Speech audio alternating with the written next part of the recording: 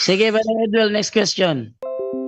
Next question. So, kayo yung babaeng maputi ang damit, ano?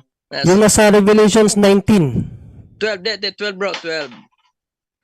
Revelations 12, oh yes, I mean 12 na 1 to 5 pala, 19 tuloy. Revelations 12, 1 to 5. 12, yung babae na maputi ang damit na ramtan ng araw. Yung sa 17, yung babae na patutot. Yes, yung babae na patutot, patungkol yun sa Roma, sa old ancient na Rome, na talagang uhaw sa karahasan at kahalayan. Kaya dinefine siya ni Saint John the Apostle na patutot. Hindi pa yun yung Iglesia Katolika kasi nung time na yun, paano pa lang ang Katolika eh. Paano pa lang siya, parami pa lang. Hindi pa tanyag, pero kilala na. Wait lang. Ate Edna, pag-i-host mo si Brother Wendell, Ate Edna. Sige, Brother Edwell, next question. Okay, so ngayon, doon tayo sa babaeng maputi sa Revelation 12. Yung babae ay tumakas sa ilang ng 1260 na mga araw. Nangyari ba yan sa Romano Katoliko, tumakas sa ilang? Yes, bro. Dyan no. Well, bro, ang sabi ko nga kaganina is dalawa ang explanation dyan, no, ng mga eksperto, no, scholarly at theologically. So, yung pagtakbo sa ilang, bro, yun yung kay Mother Mary yun ang pumapatungkol nung nagtago sila sa disyerto dahil nga pamapatayin ng Panginoong Jesucristo, bro. Yun. Next, Brother Edwell, next question. Tumago ba si Mother Mary sa disyerto? Mayroon bang kasi sa Egypt? Sa Egypt. Hindi mo ba alam yun? Napunta siya sa Egypto kasi papatayin ang anak niya? Sige, follow up. Ang Egypt ba ay tinuturing ba na disyerto sa panahon yun samantalang marami ng tao ang Egypt? Kaya nga sabi ko, sa theological explanation, yung babae na tumakbo sa ilang, nagtago sa ilang, tumutukoy kay Mother Mary. Yun, nung nagtago sila sa Egypto dahil papatayin ng Panginoong Jesucristo. Sige, Brother Edwell. Okay. At saka wag mong sabihin bro, ang Egypt hindi yan sa ilang kasi hindi naman nagkaroon ng dagat sa Egypt. Hanggang ngayon, kahit maraming pang tao dyan, disyerto pa rin yun. Ilang pa rin yun. Bro, panahon pa ni Abraham, bro, Egypt na yun, bro. Hindi na yun disyerto, wilderness. Kaya hindi mo ma-consider yun na wilderness ang Egypt. Okay. So, ang wilderness para sa'yo, bro, dagat. Okay, gusto kang makinig, bro. Ako magpaliwanag. Sige, kung Bro Jando, tanungan natin siya, Bro Jando. Sige. Go ahead, Brother Edwell. Sige. Mo na ang Egypt na wilderness ay hindi disyerto. Hindi disyerto. Alam mo, bro, ang wilderness na tinutukoy din dito, bro, United States of America. So, mayroon na palang United States of America nung panahon nila. Wilderness pa yun, bro, during Dark Ages. Yung 1260 na mga araw o kay taon, tumakbo doon ang mga refugees sa United States of America. At that time, bro, wilderness pang Amerika kasi hindi pa siya bansa. May nakita ka bang sa amin, bro, na yung Amerika ang wilderness nung nakaraang nung mga unang panahon? Kasi madali magkwento pero mahirap kasi mahirap magpatotoo. So gusto namin yung patotoo mo. At sa patotoo mo, kinakailangan hindi laway lang gagamitin mo. No? May pakita ka bang batayan na nung unang panahon ng Amerika ay tinawag na wilderness? Okay, ito bro siya bro yung pangalawang hayop bro sa Revelation 13. No bro. Reference. Hindi yung unawa mo. Pero Junior, ako lang. Sige bro Jando. Brother Edwell, ang hinahanap ngayon sa'yo ni Brother Junre is nasaan ang ebidensya mo? Reference bro Jando. Ha? Reference. Hindi yung unawa niya. Yun nga, reference nga. Asan ang ebidensya mo? Reference mo na ang wilderness is Tumutukoy sa United States of America. Sa Biblia bro, maunawa natin bro, ano? Kasi maging sa inyo, yung Egypt Biblia nyo, daw, sa yung Biblia. Egypt nyo, wala, Sige bro, lalong sa malayo yun. talata. Bro, sige bro, para pabigyan natin yung sagot, yung ano ni Brother John iniingi. Sang talata sa Biblia na ang wilderness ay tumutukoy sa United States of America. Kung bigyan nyo rin naman sana ako ng time na magpaliwanag bro, matatapos ko to. Pero kung hindi pa ako tapos, tanungin nyo na ako, di Sige. walang sa ito. Brother John Ray, patapusin muna natin siya at ilista mo na lang yung mga gusto mong itanong sa kanya. Sure, Bro Jado. Handa naman tayo makinig. Sige, go ahead, Brother Edwel. Sige. Sa itong Revelation 13, ito yun bro, magkakaugna ito eh. Na yung hayop sa Revelation 13 na umahon mula sa dagat na combine yung kanyang figure, leon, ulo ang leon, leopardo ang katawan, ang bibig ay leon, ang mga paa ay uso, combination of 3 na mga halimaw na merong 7 ulo, 10 sungay na umahon mula sa dagat. Ang dagat dito bro, kumakatawan sa multitudes, karamihan ng mga tao. Meaning, ang power nito, yung pag sinabing hayop, power, di ba? Paalam ko, sang-ayon kayo doon na ang hayop ay power o kaya kaharian, kapangyarihan. So mula na siya sa dagat, mula na sa maraming mga tao. Now, kung pupunta ka sa Revelation 13:11, isang hayop muli na umahon mula sa lupa. So, ngayon, mula sa lupa, pag sinabing dagat at lupa, magka-contrast ito. Kumbaga, kung ang dagat, karamihang mga tao, ang lupa is scarcely populated region. Kaya wilderness ito. Ngayon, nung bumagsak ang papacy noong 1798, before bumagsak, noong ipinahuli si Pope Pius VI ni General Berthier sa utos ni Napoleon Bonaparte ng Pransya, namumuo na ang United States of America noong May 1, 1776 ang Amerika. Pero before that, mga year 16, yung mga refugees from Europe dahil sa persecution, tumakbo sa Amerika for refuge. At ito yung babae na tumakas sa ilang. Ito yung Amerika na doon, nagtayo sila ng isang bansa na free, na hindi siya nahiwalay ang estados at simbahan, hindi katulad sa papacy na union of church and state. So ito yung wilderness, ang Amerika, na ang babae tumakas sa ilang na doon siya aampunin ng 1,260 araw o kay taon. So, yun bro ang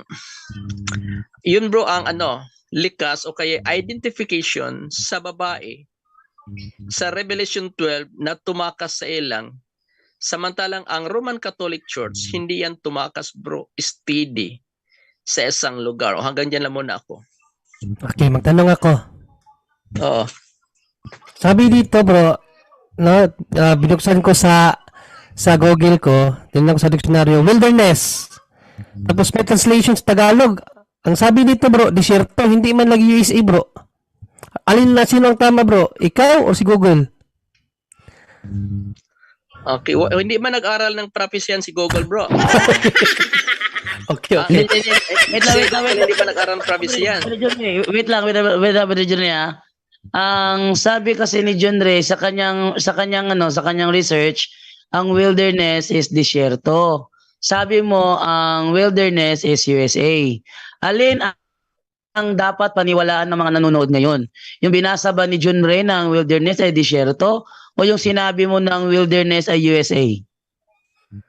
Tama din naman yan, bro. Kaya lang, bro, when it comes to prophecy, si Google, hindi nag-aral ng prophecy yan. Bro Jando, objection lang ko. Sabi mo kanina kasi mali eh. Diba sabi niya bro Jando, mali. Hindi disyerto ang wilderness. Sabi niya eh, USA daw eh. Tapos ngayon, Oo. tama na naman.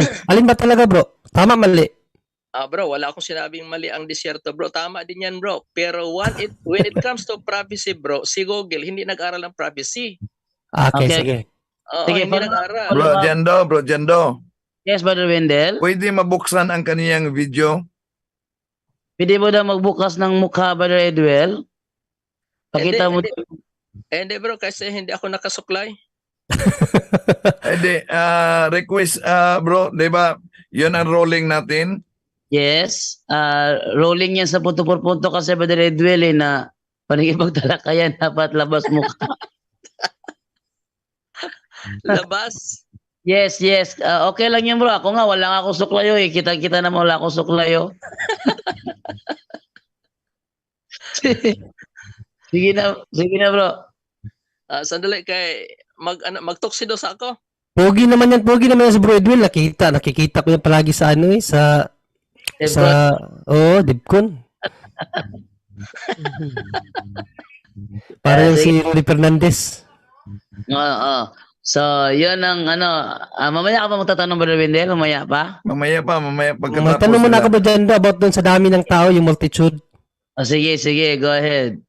Kasi sabi niya kasi yung multitude it refers to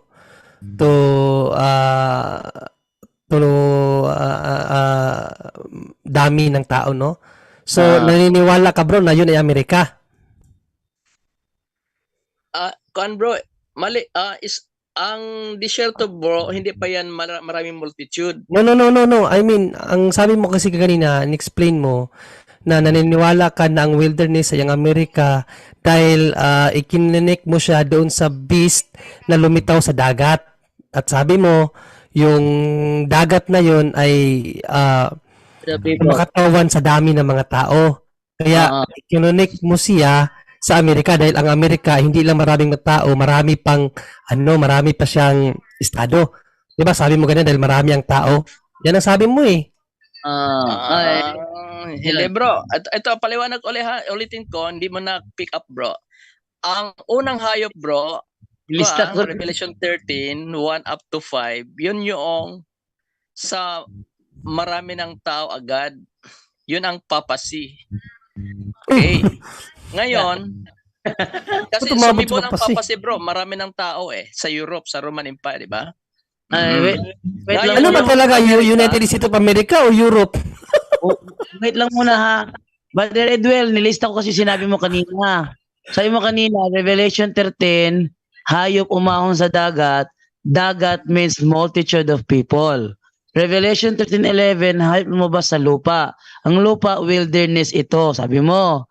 Tapos bumagsak ang Papa 1798. Si Popayos ay pinahuli ni Napoleon Bonaparte. Tapos yung papacy is Union of Church and State. Nilista ko to, sabi mo kanina. Wala kang sinabi dito bro na ang dagat is representing sa papacy.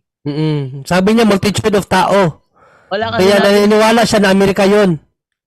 Okay, wala. mukhang hindi nyo talaga nakuha, bro. Ganito yan, bro. Ulitin ko. Pero yan ang paliwanag mo kanina bro eh. Mali yung paliwanag mo. Nag-rely lang kami sa paliwanag mo eh. Hindi, bro. Sige, di bali, pagpasensyahan ko na lang kayo kung hindi nyo nakuha. Sa Revelation 13, bro, mayroong dalawang hayop. Okay, ito ulitin ko. Linawin ko, ha? Sige. Ang unang hayop, lumitaw mula sa dagat at thickly populated region. Great multitude na yan, yung unang hayop. Ang pangalawang hayop, bro, Revelation 13:11, umahon mula sa lupa, contrast yun. Na kapag kalupa is scarcely populated region, yun yung United States of America. Hindi pa bansa noon ang Amerika nung tumakas ang mga refugees dahil sa persecution na naganap noong Dark Ages. At itong mga refugees na ito na pumuntang Amerika, sila ang bumuo ng bansang Amerika na sa ngayon ay nagiging dakilang bansa na rin. Yun ang sinabi ko. Okay, Brother Junior, wait lang ha. For clarification lang dahil may pagbabago sa sinabi niya. Bago talaga.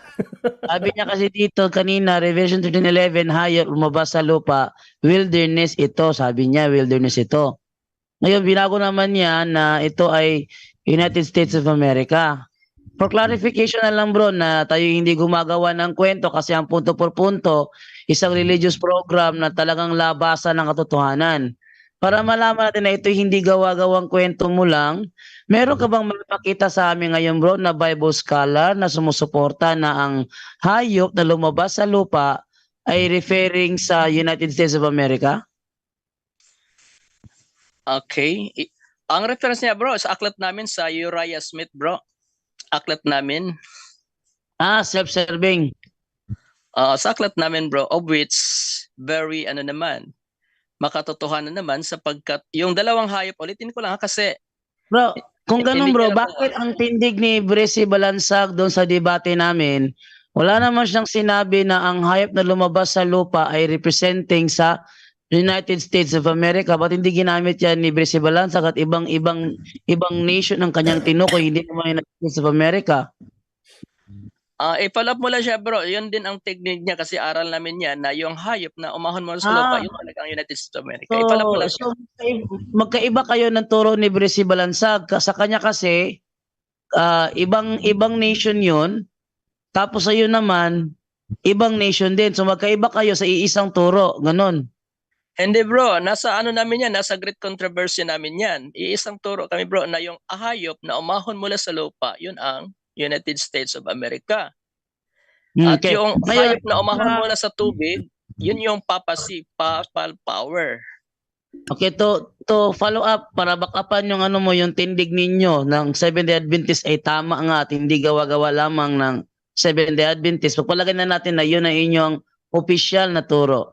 Para mapatunayan lang bro na ang turo ng Seventh-day Adventist, official na turo ng Seventh-day Adventist ay tama at hindi gawa-gawa, sinong Protestant Bible scholar bro ang maisuporta mo, may pakita mo ngayon, may presenta mo ngayon na sumusuporta sa paliwanag din yung mga Seventh-day Adventist na ang hayop na lumabas sa lupa ay ang United States of America?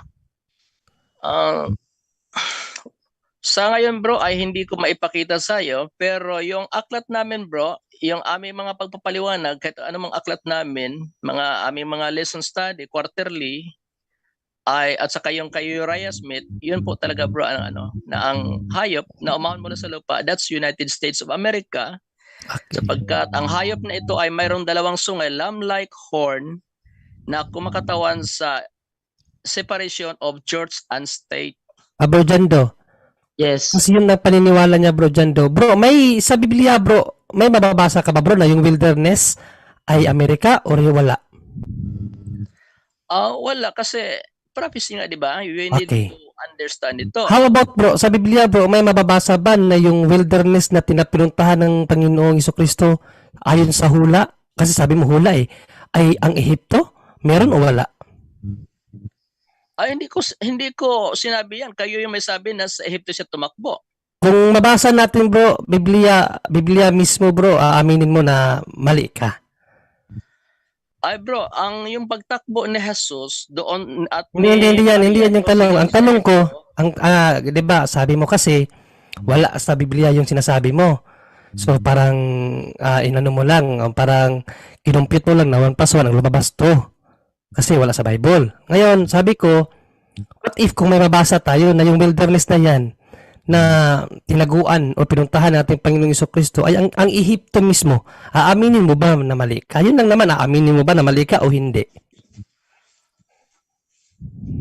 Hindi naman mali yung tumakbo bro si Jesus doon sa Ehipto. Kaya lang bro. O kaya nga, pero yung ikaw kasi, bro, pero bro, ang tanong mo, ang kaganina kasi, di ba, tinanong mo ako, sabi ko, yon ang explanation doon ng mga teologo ay about yun sa pagpunta nila sa Ehipto. Sabi mo, hindi yun Ehipto kasi sabi mo, Amerika yun. Ngayon, ikaw magpaliwanag binigyan ka namin ng paliwanag. Nagkamali-mali pa yung paliwanag mo, inulit mo. Tapos ngayon, tinanong ka namin, kasi talagang strong, hayaan mo na. Okay, leave it to the listeners na lang kasi dito na tayo sa tanungan. Nagtanong kasi si Bojando sa'yo, talagang pinipilit mo yung Amerika. Ngayon, tinanong kita, kung mayroon ka bang mababasa na yung wilderness na sinasabi mo ay ang United States of America in the Bible. Sabi mo, wala. So, haka-haka mo lang. Ngayon, ang tanong ko, what if kung mabasa natin sa Bible na yung wilderness na yan na pinuntahan ng Panginoon ay ang Ehipto, aaminin mo ba na mali ka? Yun lang naman, aaminin mo ba na mali ka o hindi mo pa rin naaminin? Sige, basahin mo na yung wilderness na tinutukoy sa Revelation 12 ay Ehipto. Sige, yun. Sige, basahin mo. Yes, di ba? Basahin Sabi mo mo. nga ayon sa hula.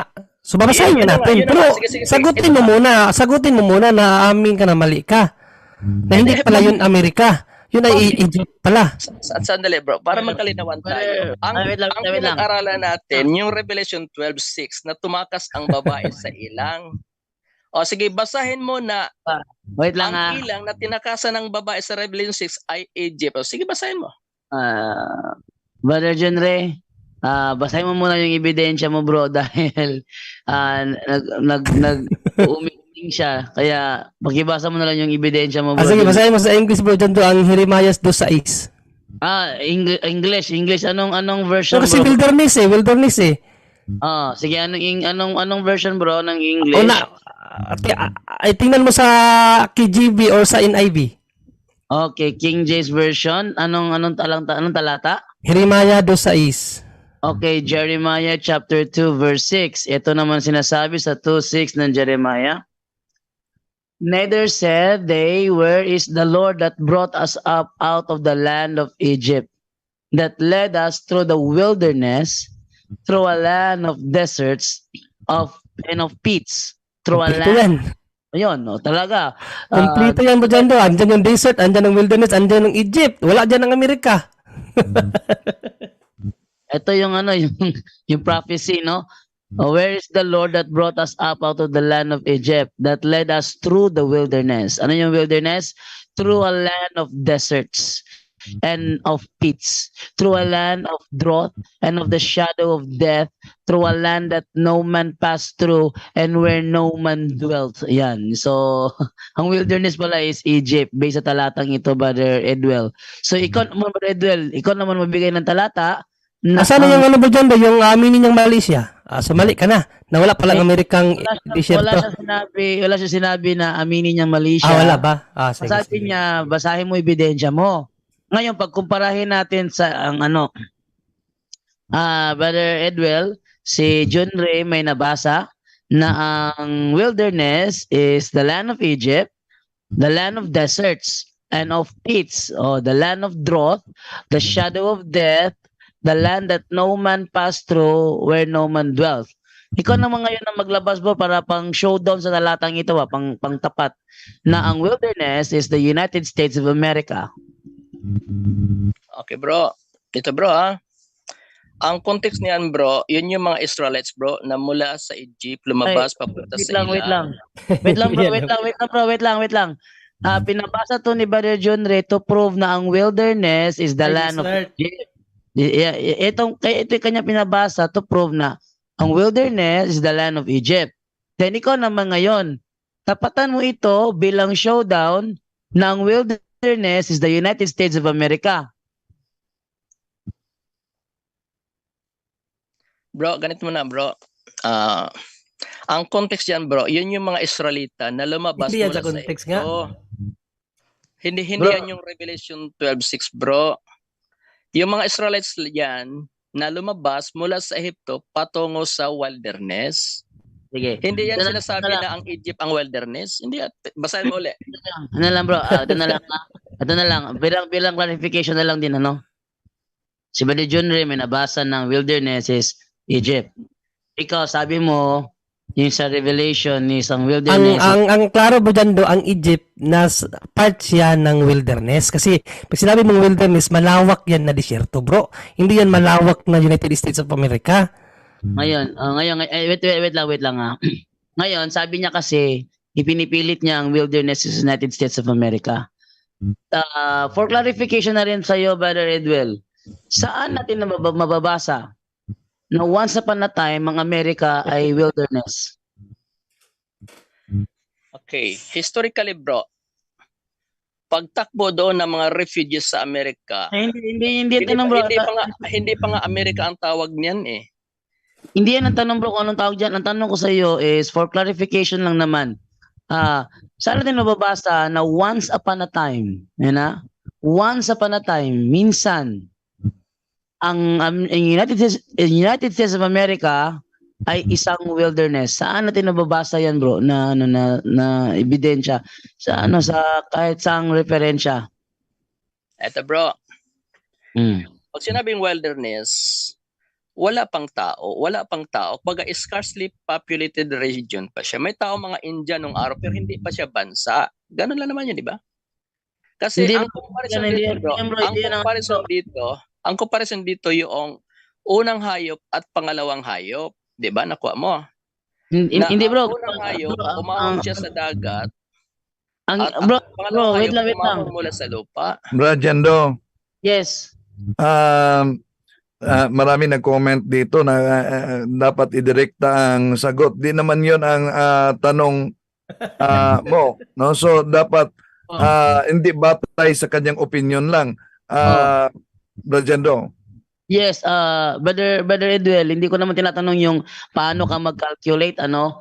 Ang tinatanong ko sa iyo is saan natin mababasa na once upon a time ang USA tinatawag na wilderness. Yun ang tanong ko sa iyo. Hindi ko tinatanong kung ano yung calculation mo, paano ka mag-calculate.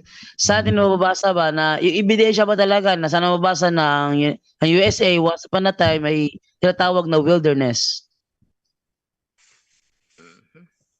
Sige, sa ngayon wala akong mabasa na tinatawag na wilderness. Pero by the time bro na madiscover ang Amerika, hindi pa siya bansa. Ayan, so At yung mga refugees bro, yung mga Amerikano, galing yan sa Europe, Great Britain, na tumakas papunta doon. Kaya sila yung babaeng tinutukoy na tumakas mula sa papuntang ilang. okay. Bro, sabi mo bro na nang hindi pa siya tinatawag na bansa, siya ay wilderness. Tama ba ako? Ang meaning kasi ng wilderness bro ay wala pang hindi pa siya kilala, hindi pa siya bansa. Ganon yung pagka-term doon bro sa tinatawag na wilderness. So, ibig mo bang sabihin, Bro Jando? Ang ibig mo lang sabihin, Bro Jando, yung mga nagtago sa ilang mga Amerikano yon. Oh, wait lang. Sabi niya kasi kapag hindi pa naging bansa, wilderness 'yon. At konti lang nakatira. Bro, nangyari yan sa Pilipinas dati, bro. Meron ba tayong record ng Pilipinas dati ay wilderness? Kaya lang bro, walang refugee bro na pumunta sa Pilipinas. Meron mga Hudyo. Mga Hudyo. Wala din bro, wala ding Hindi record ba mga ng mga Hudyo pumunta sa refugees. Pilipinas, ni-rescue? Wala bro, wala. Naku, Sa Amerika bro, hindi alam. tumakbo ang mga refugee. Bro, Mga ang Protestant. daming Hudyo, bro. Nung pinapapatay ni sino nga yung Hitler, ni Adolf Hitler ang mga Hudyo pinapapatay. Dito nag-refuse sa Pilipinas lahat. Kaya lang bro, hindi na yung saklaw sa 1260 na mga taon bro, 1945 Yun na nga, yun. wilderness nga eh. Bro Jando. Dati, pero sige, Brother Wendell, ikaw naman.